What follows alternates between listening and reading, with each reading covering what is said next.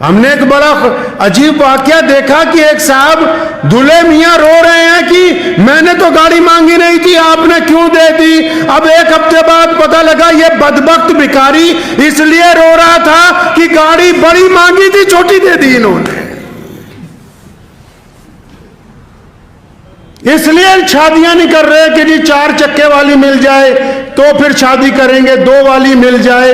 بے غیرت لوگ ہیں وہ لوگ، وہ مرد نہیں ہیں۔ آپ پڑھیے اسلامی شریعت کو، جس بندے میں یہ لالچ ہے کہ میں کسی کی بیٹی کے بدلے ساتھ میں جہیز لوں گا، اور وہ تمام لوگ جو نکاح خواہ ہیں وہ بھی سنے جو یہ کہتے ہیں کہ یہ نکاح باعوض اتنے مہر کے، باعوض کا کوئی نام اسلام میں نہیں ہے، کوئی سودے بازی نہیں ہو رہی۔ مہر تو ایک تحفہ ہے لڑکی کو، لڑکی والوں کو نکاح کے ٹائم۔ باعوض کیا ہوتا ہے؟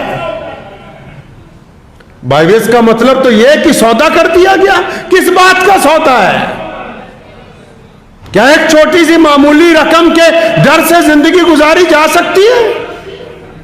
کیا 10-11 ہزار روپے یا چند چاندی کے سکوں کی بدولت میاں جو ہے وہ بیوی سے ڈر کے ساری زندگی گزار سکتا ہے؟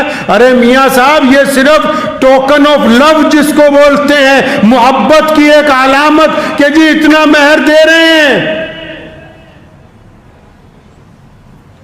ہم نے اسلامی روایات کو چھوڑا، ولیمے کی دعوت ہو رہی ہے، ساتھ میں لفافے دے رہے ہیں۔ ارے بھیا، ولیمے کی دعوت تھوڑی ہے، اس نے ہوٹل کھولا، یہ آدمی 500 روپے دے کے جا رہا ہے اور کھانا کھا رہا ہے۔ اگر آپ کو زیادہ ہی شوق ہے ولیمہ کرنے کا تو لفافہ کس بات کا ہے؟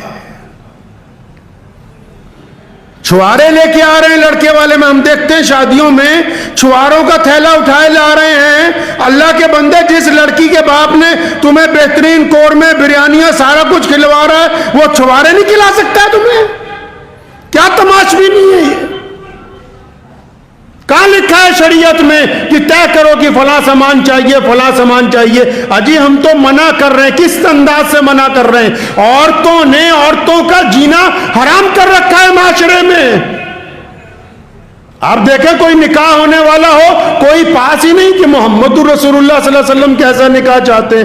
بے شمار وظیفے کر رہی ہیں گھروں میں، بے شمار آیتیں پڑھ رہی ہیں، صبح شام تسبیحات کر رہی ہیں، اور دوسرے کی بیٹی کا جینا حرام کر رکھا ہے۔ یہ ساری دعائیں، تسبیحاں تمہارے منہ پر ماری جائیں گی جو دوسرے کی بیٹی کے راستے کے اندر کانٹے بوتے ہو۔ تو اس طرح اللہ راضی ہوتا ہے؟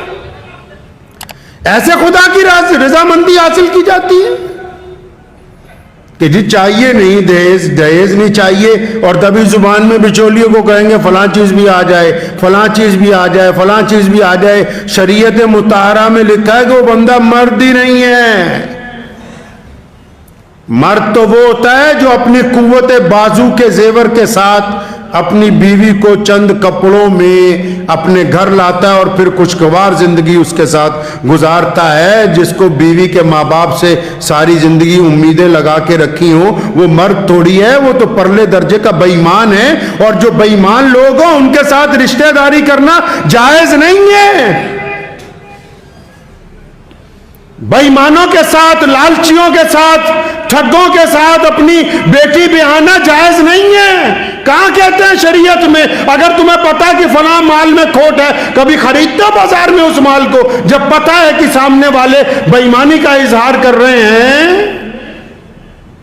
تو پھر ایسے لوگوں کے یہاں رشتہ داری کرنے کی کوئی ضرورت نہیں ہے۔ پیارے نبی حضرت محمد رسول اللہ کہیے صلی اللہ علیہ وسلم، نبی علیہ الصلوۃ والسلام چاہتے ہیں، کیا چاہتے ہیں؟ نبی علیہ الصلوۃ والسلام چاہتے ہیں نکاح مسجد کے اندر ہو، سادگی کے ساتھ ہو، کم لوگوں اس میں شامل ہوں، ولیمہ سادگی کے ساتھ کیا جائے جس میں غریب مسکین موجود ہوں ساتھ میں۔ جو لوگ اپنی، جو رئیس لوگ ہیں، اپنی بیٹیوں کا جب نکاح کرتے ہیں، کروڑوں روپے کا اظہار کرتے ہیں کہ ہم یہ دے رہے ہیں، ہم وہ دے رہے ہیں، ہم یہ دے رہے ہیں، تو آپ معاشرے کو کوئی نیکی کی علامت کرنے نہیں چاہ رہے ہیں۔ آپ یہ نہ سمجھیں کہ آپ خدا کی گرفت سے بچ گئے، آپ کے ذہن میں یہ بات نہیں آنی چاہیے کہ ہم نے بہت اچھا عمل کیا. اللہ تعالیٰ کو جو عمل ناپسند ہے، چاہے وہ بڑے سے بڑا محدث کیوں نہ بن جائے، بڑے سے بڑا کوئی ملک کا حکمران کیوں نہ بن جائے، اگر وہ غلط کرے گا اللہ کی نگاہ میں گنہگار ہے وہ بندہ. بیٹیوں کا مذاق بنایا، یہ تو زمانہ جاہلیت والی بات ہو گئی.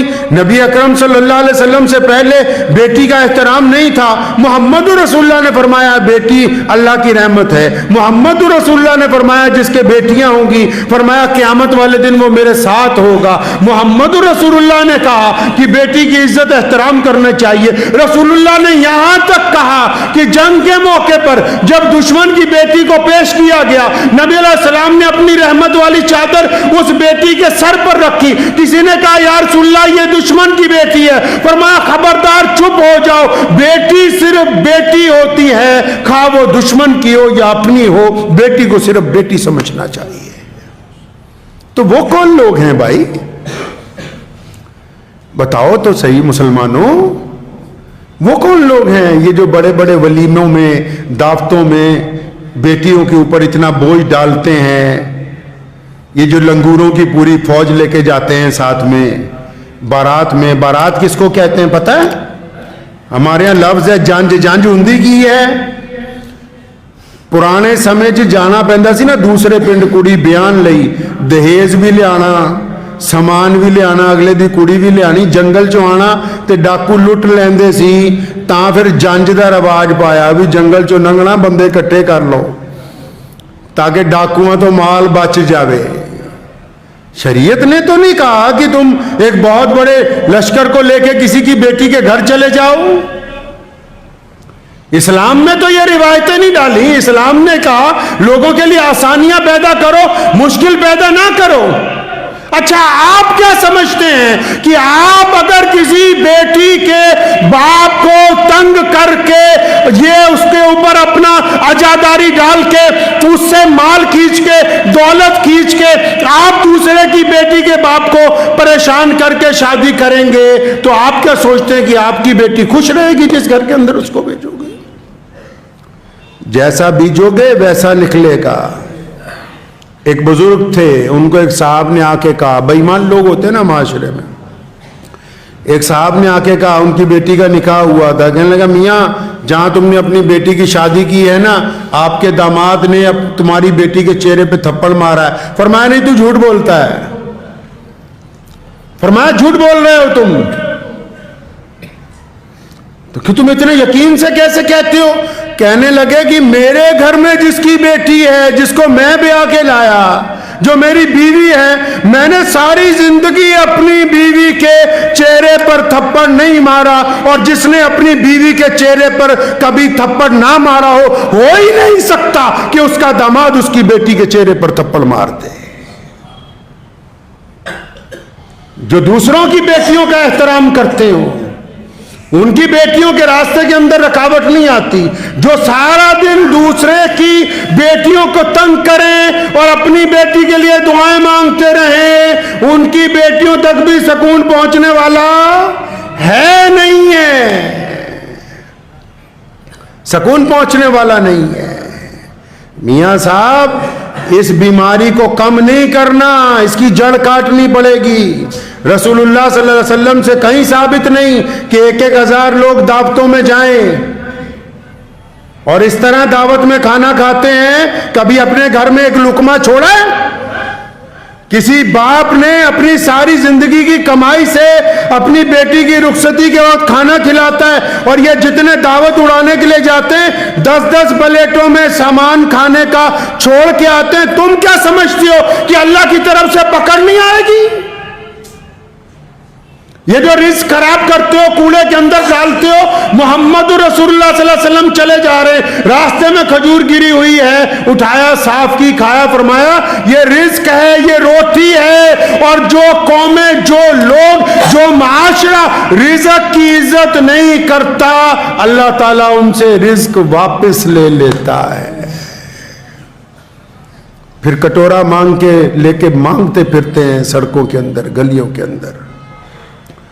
جو لوگ رزق کی عزت نہیں کرتے ان سے رزق واپس لے لیا جاتا ہے. تو ہم کیا سمجھیں کہ جو لڑکی والے ہیں وہ بڑی آہستہ سے جناب کوئی بات نہیں مت دینا نہیں، بلکہ پوری طاقت سے کہو کہ ہم نے سارا سامان خود خرید لیا ہے، تم نے ہمیں بیٹی دے دی جس نے ہماری نسل چلانی ہے، جس نے ہمارے گھر میں رونق لے کے آنی ہے، جس سے ہمارے گھر کی شائستگی پیدا ہوگی، ہماری آنے والی نسل جس کے کوکھ سے جنم لے گی، بیٹی دے دی، تو یہ بہت بڑا کمال کر دیا۔ تم یہ کیوں نہیں کہتے کہ ہمارے پاس سارا سامان آ گیا، ہمیں کچھ نہیں چاہیے اس بیٹی کے ساتھ تمہارے سے؟